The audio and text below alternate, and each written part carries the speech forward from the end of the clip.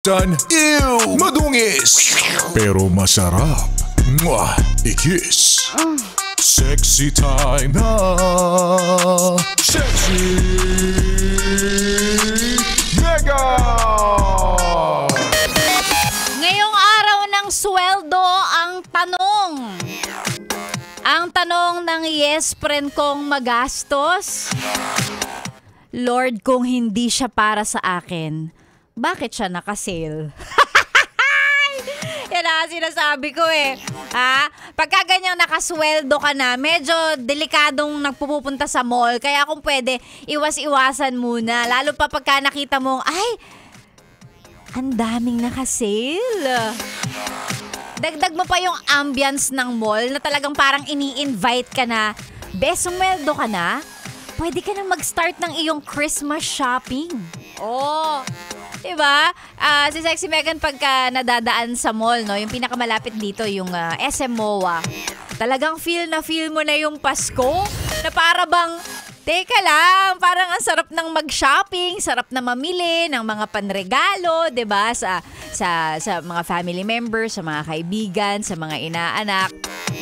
Kay Sexy Megan ang pumipigil lang talaga yung laman ng wallet niya. Kasi wala eh.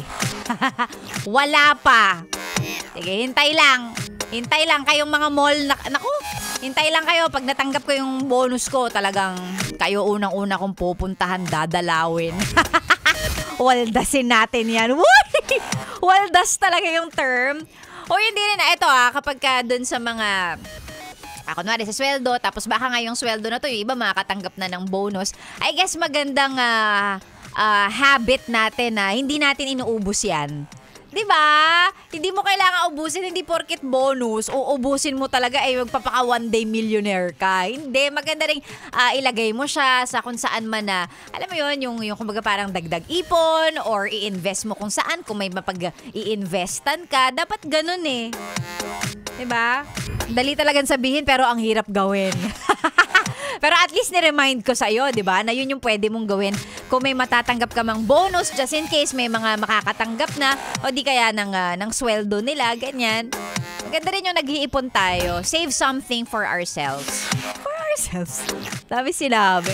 Financial advisor si Sexy Megan. Ay nako, ako po ang inyong kasama tuloy-tuloy hanggang mamaya pang tanghali. Bago yan, eto muna, mag-hello muna tayo sa mga yes friend nating always naka-tune in. Sabi ni Boji Garcia ng TC Bande Tracking. Lagi daw silang nakikinig. Pauwi na daw sila galing biyahe. Maraming salamat.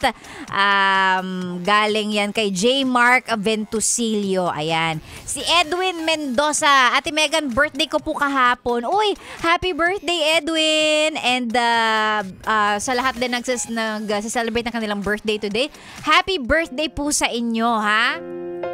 More birthdays to come and more blessings at maraming pera. Yan. Yan ang wini-wish ko sa mga nagbe-birthday ngayon eh. Talagang maraming pera.